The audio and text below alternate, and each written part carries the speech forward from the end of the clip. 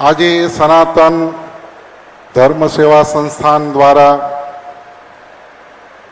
જે અહીંયા આટલી બધી વિશાળ સંખ્યાની અંદર સંતો ઉપસ્થિત થયા છે, ત્યારે સ્વામિનારાયણ મૂળ સંપ્રદાયના વડતાલ લક્ષ્મીનારાયણ દેવ ગાદી વિભાગ તરફથી ધર્મધુરંધર આચાર્ય શ્રી અજેન્દ્ર પ્રસાદજી મહારાજ અને ભાવિ આચાર્ય નુગેન્દ્ર પ્રસાદજી મહારાજે જે સંદેશો મોકલાવ્યો છે એ અહીંયાથી હમણાં ટીવીની અંદર એમનો સંદેશો પ્રસ્તુત કરવામાં આવશે.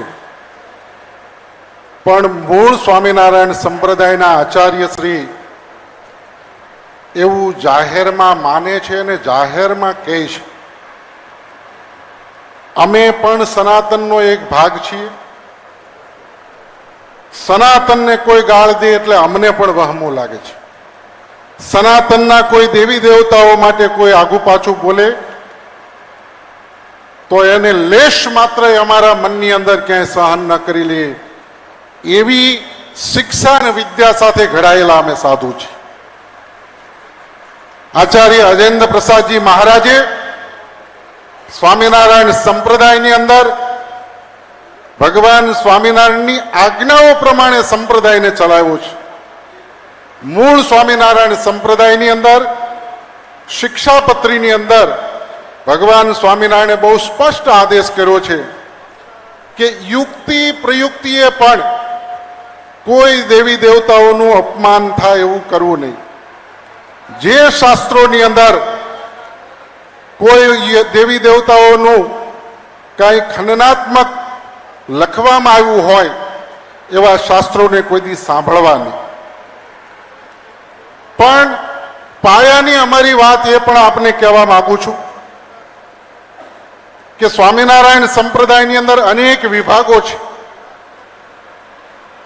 અમે મૂળ સંપ્રદાય તરફથી બોલીએ છીએ, જે શિક્ષાપત્રી ભગવાન સ્વામિનારાયણે 200 વર્ષ પૂર્વે લખી, જેમણે સ્વામિનારાયણ સંપ્રદાયની સ્થાપના કરી, જે આચાર્ય પરંપરામાં અમે આવીએ છીએ, એના તરફથી હું બોલું છું કે ભગવાન સ્વામિનારાયણે શિક્ષાપત્રીની અંદર જે આ બકવાસ કરેવી કોઈ બાબતો નથી લખી.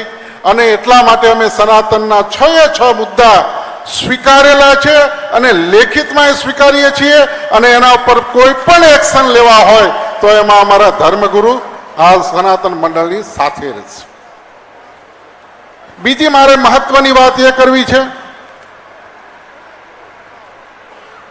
સનાતન ધર્મની અંદર કોઈ પણ કાંઈ ભૂલ કરે, કાંઈ દુર્ઘટના બને તો એ સમગ્ર હિન્દુ સમાજના સાધુ સંતોને એનાથી બધાને દુઃખ થાય છે, બધાની ગરિમાને ઠેસ પહોંચે છે. અને એટલા માટે આજે જાહેરની અંદર હું કહું છું તો એ આચાર્યની લેખિત પરમિશન સિવાય કોઈ સ્વામિનારાયણ સંપ્રદાયની અંદર ગ્રંથનું પ્રકાશન ન કરી શકે. આ જે બધા લખાણો વારાખતી રિપીટેશન કરવામાં આવે છે, મૂળ સંપ્રદાયનો એક પણ ગ્રંથ નથી અને આચાર્યની સહી સાથેનો કોઈ પણ ગ્રંથ નથી. માટે જેમણે છાપ્યા હોય એના ઉપર એક્શન લેવા જોઈએ. મૂળ સંપ્રદાયની અંદરથી કોઈ પણ ભૂલ કરી હોય તો એને પણ સજા થવી જોઈએ. એનો બચાવ કરવા માટે હું નથી આવ્યો.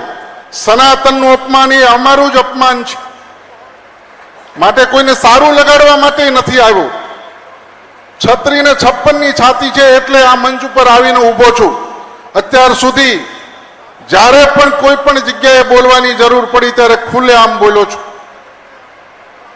માટે સ્વામિનારાયણ સંપ્રદાયની અંદર અમારી તો પરિસ્થિતિ એવી છે કે મૂળ સંપ્રદાયના આચાર્યશ્રીને આ બધી બાબતોની અંદર કંટ્રોલ લેવા માટે જે બધા નિયમો બનાવ્યા એના કારણે આ મૂળ સંપ્રદાયના આચાર્યને જ રિમૂવ કરી નાખવામાં આવે છે.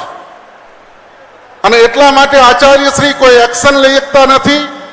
અને વર્તમાન વ્યવસ્થાની અંદર જે બેઠા છે એ એટલા સમયથી આ ડિસ્પ્યુટો થયા છે, એના માટે કોઈ એક્શન લેતા નથી. એટલે મૂળ સંપ્રદાયના એક સાધુ તરીકે આપ સૌના ચરણોમાં પ્રાર્થના સાથે કહું છું કે મૂળ સંપ્રદાયનું બંધારણ, મૂળ સંપ્રદાયના આચાર્યશ્રીઓ આ બાબતની અંદર અમારા પરમ પૂજ્ય લાલજી મહારાજ સુરતની અંદર પણ જગતગુરુ શંકરાચાર્ય શ્રી મહારાજ શ્રી સાથે મુક્તાનંદજી મહારાજ સાથે બધા સંતો સાથે બેઠી અને એમનો જાહેરની અંદર ખુલાસો એમણે કર્યો છે. માટે હવે આપણે મહત્વની આજના વિષયની અંદર વાત એ છે કે જ્યારે મુક્તાનંદજી મહારાજે અહીંયાથી સરસ મજાનો સંકલ્પ જાહેર કર્યો છે, સનાતન સેવા સંસ્થાન ટ્રસ્ટ નિર્માણ થયું છે, ત્યારે આપણે સૌએ આપણી નૈતિક જવાબદારીઓ સ્વીકારીને આ સંગઠનના માધ્યમથી આપણે સમગ્ર હિન્દુ સમાજની અંદર સનાતનનો એક સારો મેસેજ જાય અને કોઈ પણ વ્યક્તિ સનાતન સંપ્રદાયને સનાતન ધર્મને કોઈ પણ જગ્યાએ કોઈ પણ પ્રકારે નુકસાન ન કરે એવું વાતાવરણ આપણે સર્જવું છે. આપણે એવો કંટ્રોલ કરવો છે આ સંગઠનના માધ્યમથી કે કોઈ પણ સનાતનની વિરુદ્ધની અંદર બોલતા 100 વખત એને વિચાર કરવો પડે.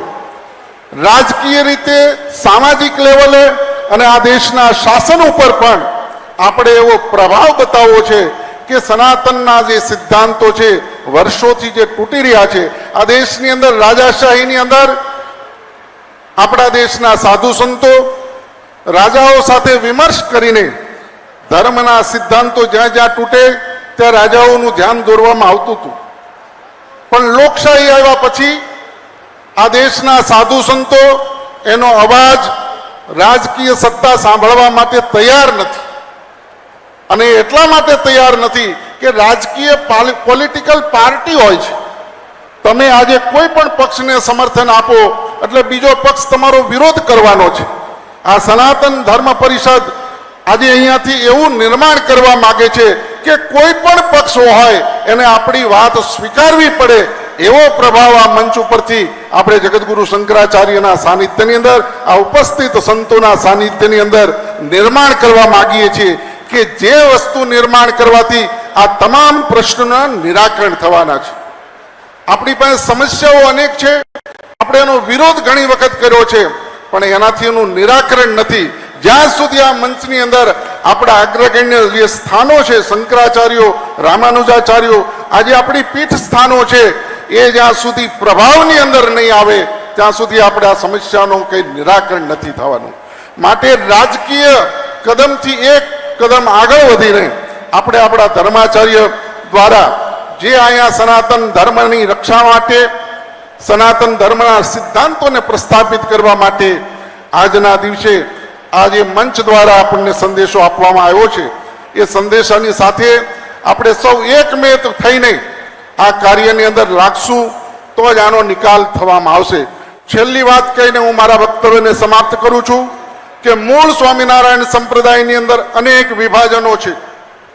મૂળ સ્વામિનારાયણ સંપ્રદાયના આચાર્યશ્રી અને મૂળ સ્વામિનારાયણ સંપ્રદાયનું બંધારણ કોઈ પણ જગ્યાએ સનાતનના કોઈ દેવી દેવતાઓનું અપમાન કરવાનું કે કોઈ વાક્ય લખાયેલું નથી.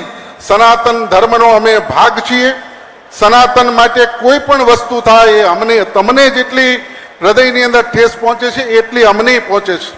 માટે મૂળ સંપ્રદાયમાં આચાર્ય પરંપરાથી જે પણ બહાર નીકળીને પોતાના વાડા ખડા કર્યા છે, એમના બધા સાહિત્ય અને એમના બધા પ્રશ્નોની અંદર આ બધો બાબતો છે. એ સાથે હું મારા વક્તવ્યને સમાપ્ત કરું છું. અસ્તુ જય સ્વામી.